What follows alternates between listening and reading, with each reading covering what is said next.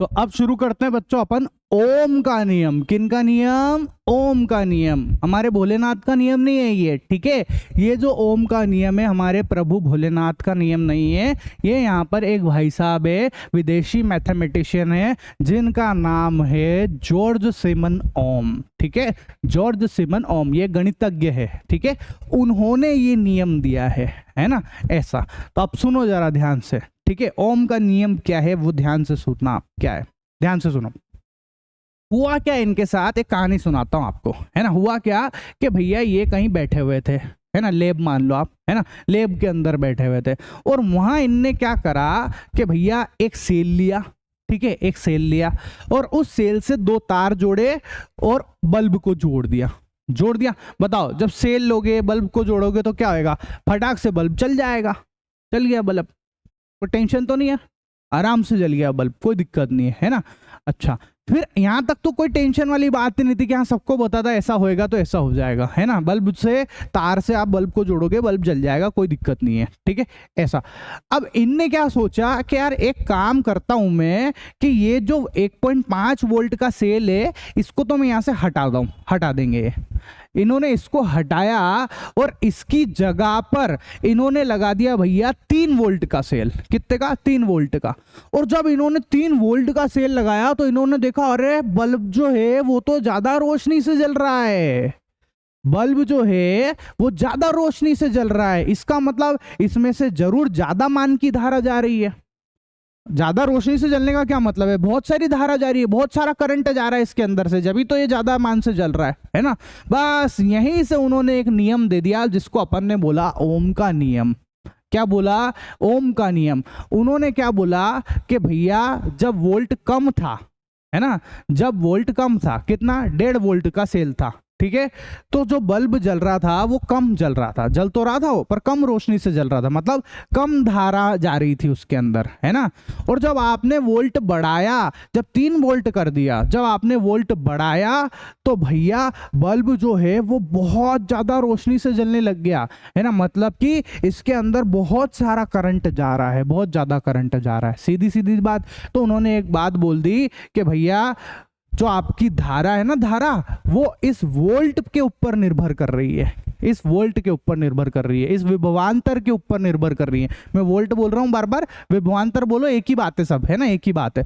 तो उन्होंने क्या करा कि भैया उनको इतनी बात समझ में आ गई कि जो आपकी धारा है वो विभवांतर के ऊपर निर्भर कर रही है, ठीक है। किस पे निर्भर कर रही है? विभवांतर के ऊपर निर्भर कर रही है। क्या? कि विभवांतर आपने बढ़ाओगे तो धारा का मान भी बढ़ेगा, है ना। विभवांतर कम होगा, धारा भी कम होगी और बल्ब भी कम जलेगा, ठीक है। ये बात उनको समझ में आ गई। मतलब एक चीज बढ़ाने पर दूसरी चीज भी बढ़ रही है। बताओ जरा ये कौन सा संबंध हुआ? मैंने आपको बताया था कौन सा संबंध हुआ? समानुपाती का संबंध हुआ। तो उन्होंने एक नियम दे दिया जिसको हमने बोला ओम का नियम, और उसमें उन्होंने ये लाइन लिख के दे दी कि भैया विभवांतर समानुपाती है धारा के। किसके समानुपाती है?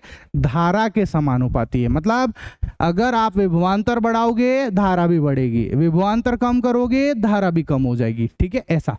अब बताओ, समानुपाती का चिन्ह हटता है तो क्या लगता है? स्थिरांक लगता है, कांस्टेंट लगता है। तो समानुपाती का चिन्ह हटाया तो बराबर लगा के एक कांस्टेंट लगा दिया, स्थिरांक लगा दिया, ये आर बोला उसको। क्या बोला? आर बोला। और वो आर और कोई नहीं है, कौन है अपना? आर है अपना प्रतिरोध। कौन है?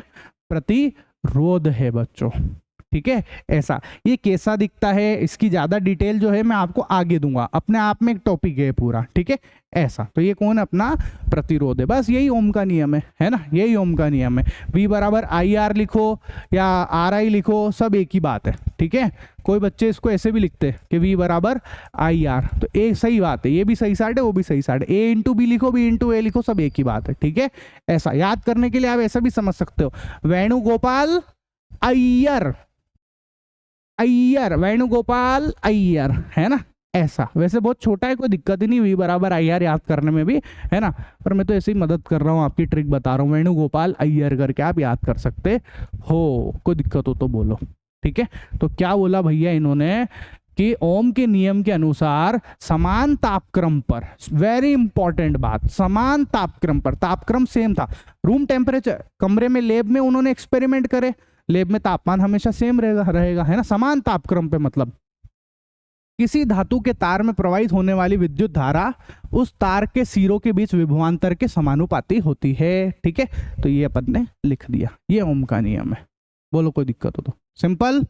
चलो अब भैया जब ओम को इतनी बात समझ में आ गई तो वो कहाँ मानने वाले थे, उनको तो भैया और एक्सपेरिमेंट कर करके इस बात की पुष्टि करनी थी, है ना, कि ऐसा हो रहा है कि नहीं हो रहा है। और उनको तो सब आंकड़े भी, अब जब कोई इंसान जब प्रैक्टिकल करता है, एक्सपेरिमेंट करता है, तो फिर वो आंकड़े बताता है कि भैया मैंने ऐसे करा था तो ऐसा हुआ। आपने करे होंगे लेब में कभी, है ना, अगर नहीं करे तो कोई बात नहीं, ये लेब ही तो चल रही है। बताओ लैब में क्या करते हैं, यही तो करते हैं। अब मैं आपको डिजिटल लैब से करा रहा हूँ सारे के सारे एक्सपेरिमेंट, है कि नहीं।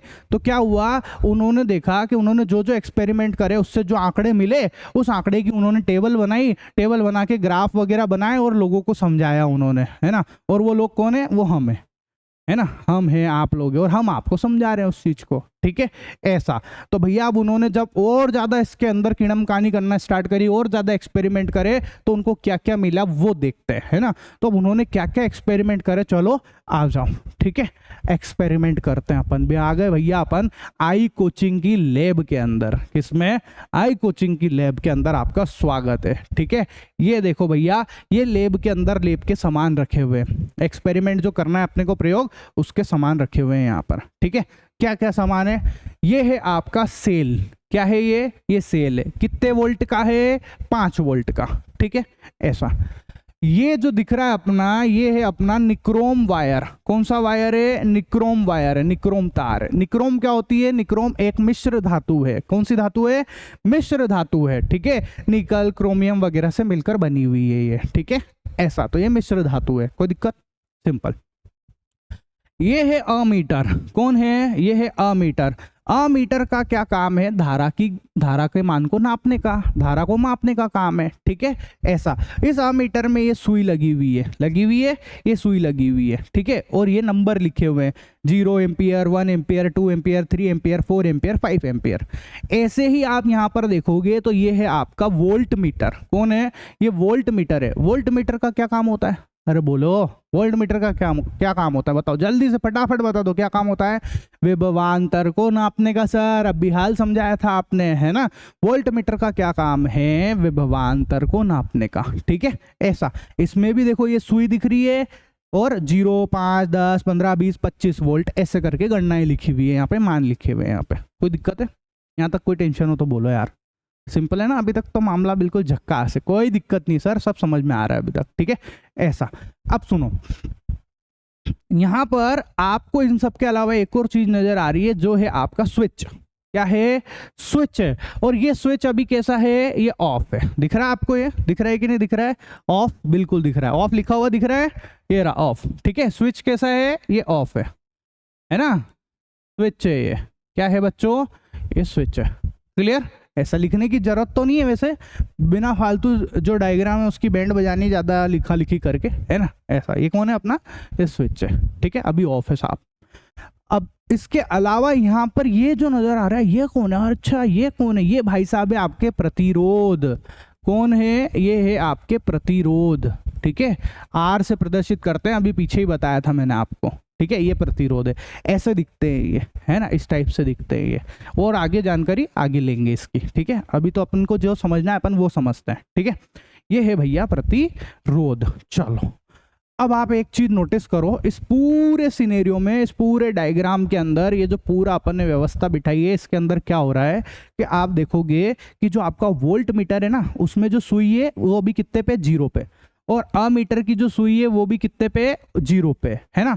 और यहाँ पर जो स्विच है वो अभी बंद है। तो चलो अब एक काम करते हैं। अच्छा, सेल कितने का लगा हुआ है, 5 वोल्ट का सेल लगा हुआ है।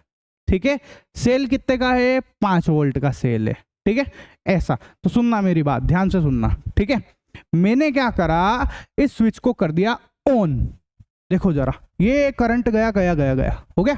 और आप देखोगे कि आपके वोल्ट मीटर के अंदर देखो, ये सुई अब किस पे आ गई, 5 वोल्ट पे आ गई। किस पे आ गई बच्चों? 5 वोल्ट पर। और अमीटर के अंदर जो है वो सुई किस पे आई? 1 एम्पियर पे आई है। कितने पे आई है? 1 एम्पियर पे। ठीक है, एक बार फिर से देख लो, एक बार फिर से देख लो, कोई जल्दी नहीं है, आराम से समझेंगे। एक बार फिर से देख लो क्या हुआ। ठीक है, मैं इस स्विच को कर देता हूँ बंद। ठीक है, मैं इस स्विच को बंद कर देता हूँ। देखो ये वापस अपनी अपनी जगह आ गए, सब आ गए, 0 पे आ गए, 0 पे आ गए। ठीक है, ऐसा। अभी कोई करंट नहीं बह रहा, कोई दिक्कत नहीं है। ठीक है, ऐसा।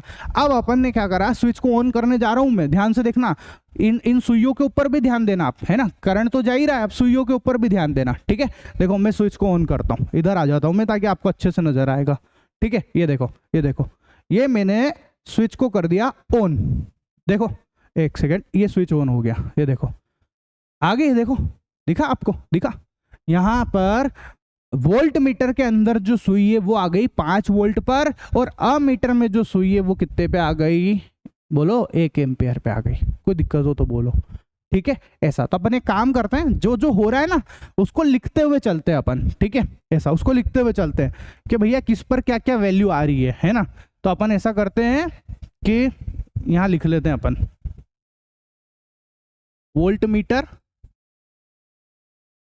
और अमीटर। ठीक है, वोल्ट मीटर और अमीटर में क्या क्या हो रहा है। अच्छा बताओ, सबसे पहले बताओ वोल्ट मीटर में कितना मान आया? 5 वोल्ट का आया था। कितना आया था बच्चों? 5 वोल्ट का आया था। बोलो आया था कि नहीं आया था 5 वोल्ट का? वापस दिखाऊं क्या? फिर से दिखाऊं?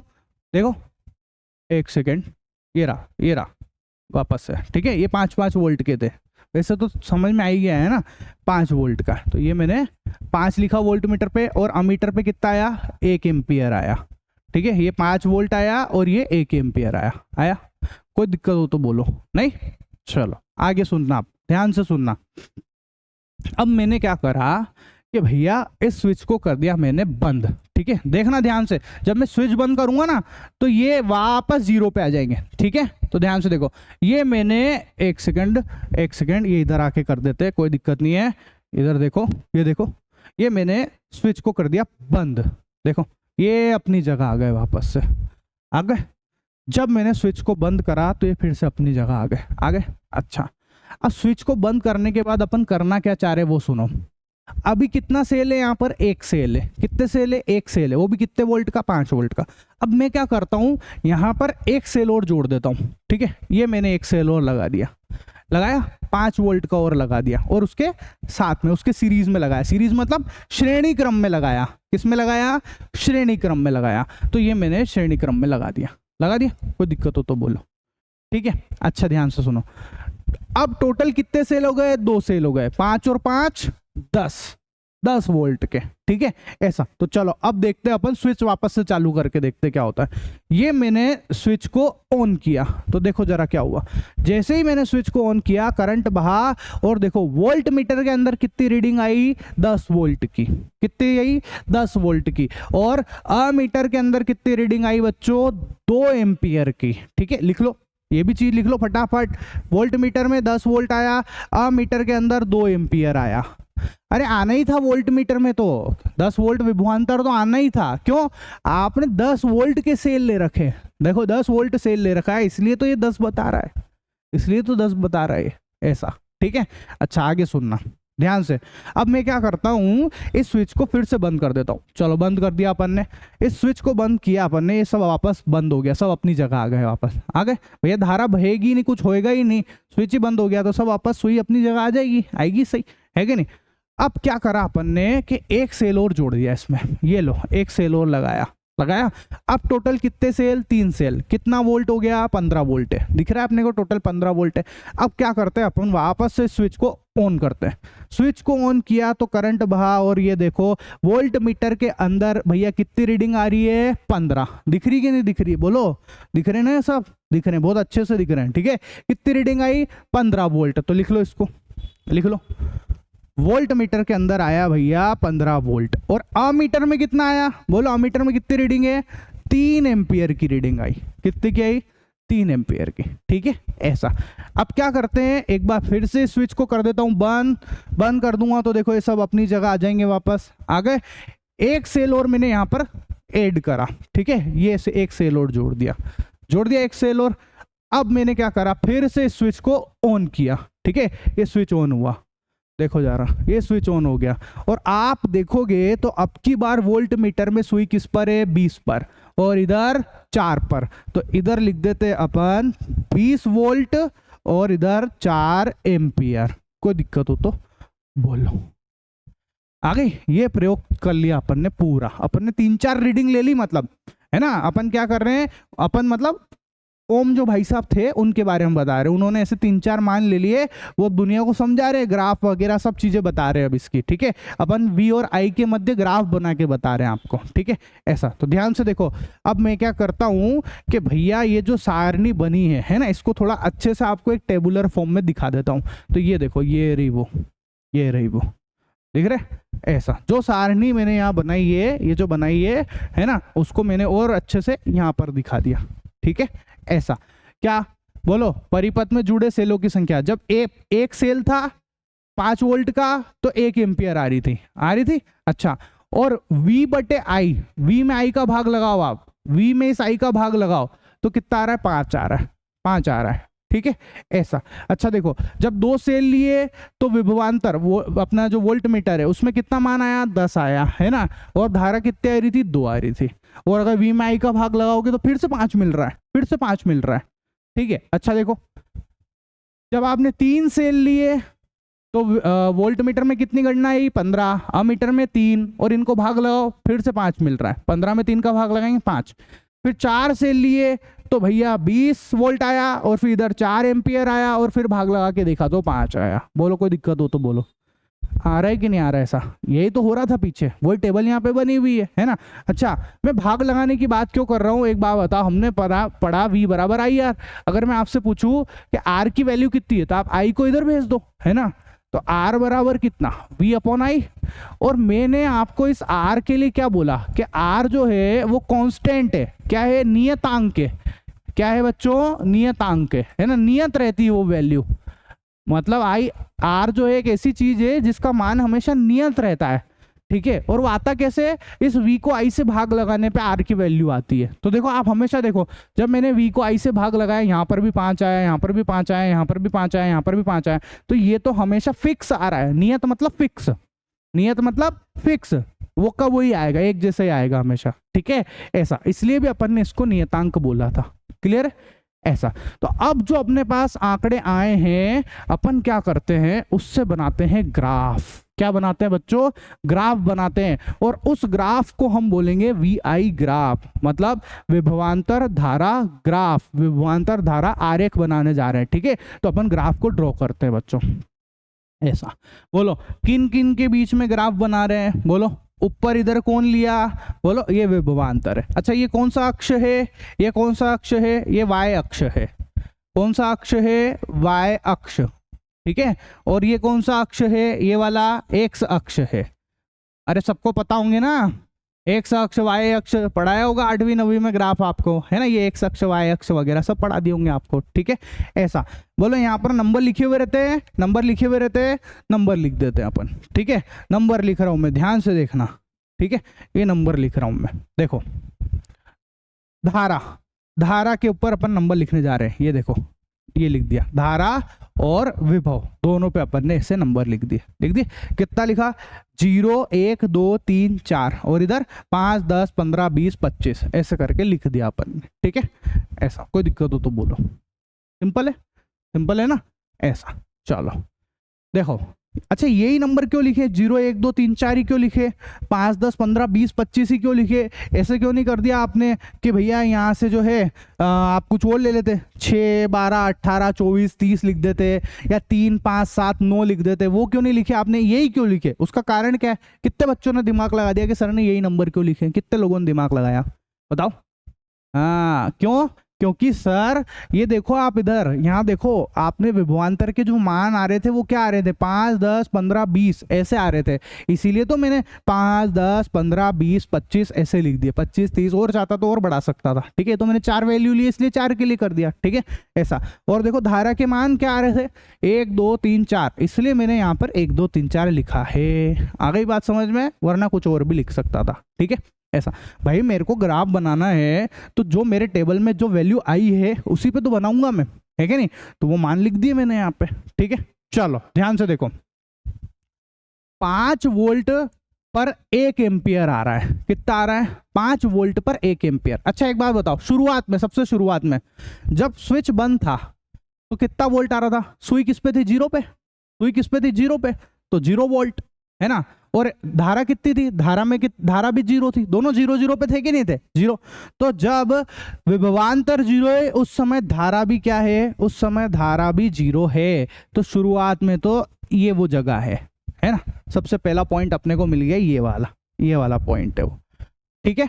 ऐसा। अब बताओ, जब विभवांतर 5 वोल्ट है उस समय धारा कितनी है? 1 एम्पियर है। तो वो जगह कौन सी हुई? वो ये वाली जगह हुई, आ गई, ये वाली जगह हुई, ठीक है। ऐसा। फिर उसके बाद देखो, जब धारा विभवांतर 10 वोल्ट है तो धारा 2 एम्पियर। 10 कहाँ है? ये रहा। 10 की लाइन कहाँ जा रही है? ये जा रही है, ठीक है।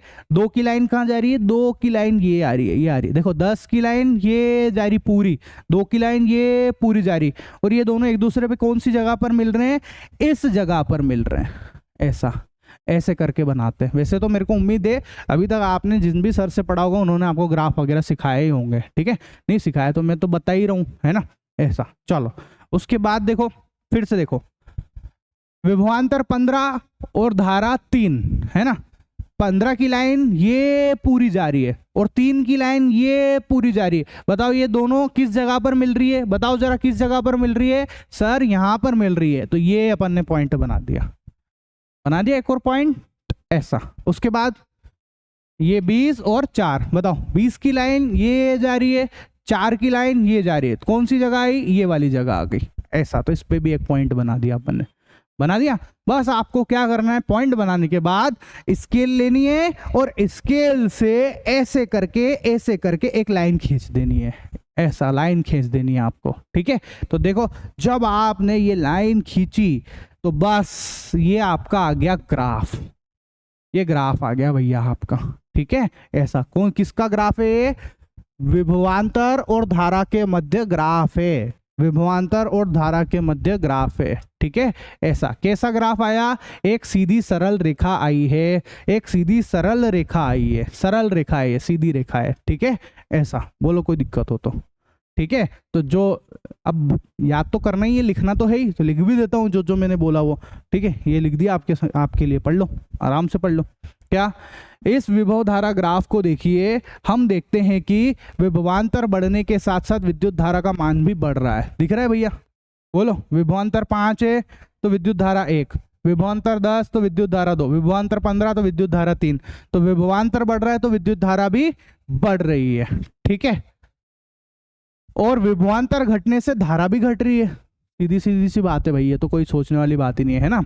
ऐसा। अर्थात इनमें समानुपाती संबंध है, इसे ही ओम का नियम कहते हैं, इसे समानुपाती संबंध और ओम का नियम कहते हैं। क्लियर? कोई दिक्कत हो तो बोलो। मैंने आपको समानुपाती व्युत्क्रमानुपाती, अब आपको समझ में आ गया होगा कि मैं उस समय क्यों इतना समानुपाती व्युत्क्रमानुपाती की बात कर रहा था। क्लियर? ऐसा। बोलो।